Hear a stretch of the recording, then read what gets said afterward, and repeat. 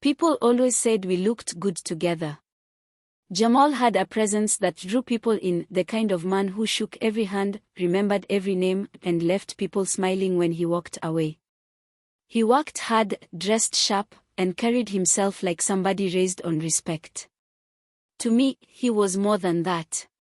He was my partner, my safe place.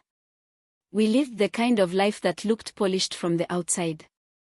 Sundays at church, dressed in our best. Weekends at family cookouts, where Jamal was the one on the grill, telling stories that had everyone leaning in. I can still see my auntie whispering to me once, "Girl, don't let that man go, they don't make them like him no more." At work, my coworkers would tease me, saying I hit the jackpot. And maybe I had. Jamal wasn't just loved by me, he was loved by everybody. That's what made me proud. That's what made me sure. He did thoughtful things, small things, the kind that stick with you. Bringing home takeout on the nights I was too tired to cook. Picking up flowers for no reason at all. Asking about my day and really listening. There's a comfort in knowing someone sees you when the world doesn't. Jamal gave me that comfort. But every now and then, there were little things.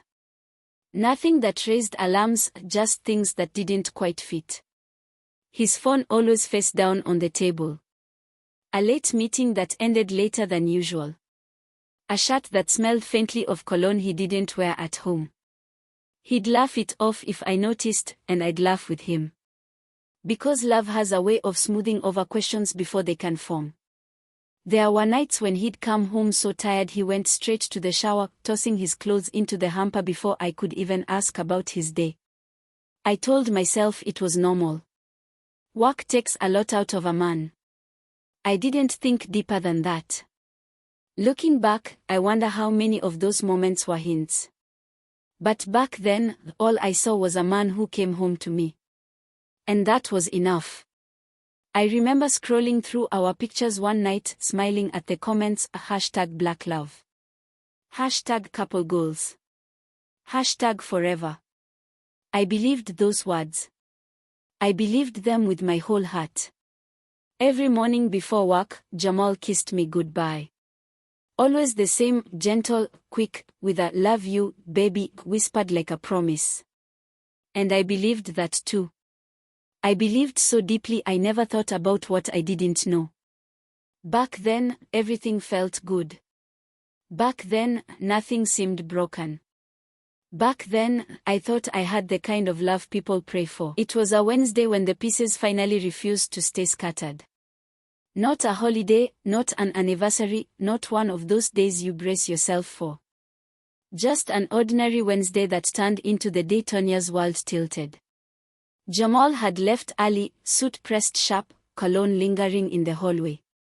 He kissed her like always, promised he'd call, then slipped out the door. Tanya, still in her robe, sipped coffee and scrolled through her phone.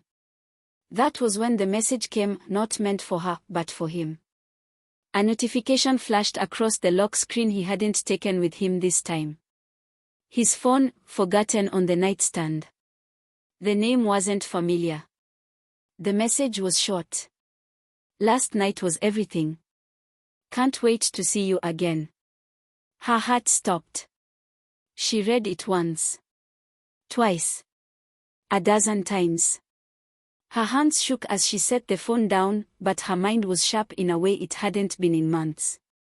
The receipts, the perfume, the lipstick stain, the late nights, the health scares, all the fragments she had pushed aside crashed together in one blinding moment of clarity.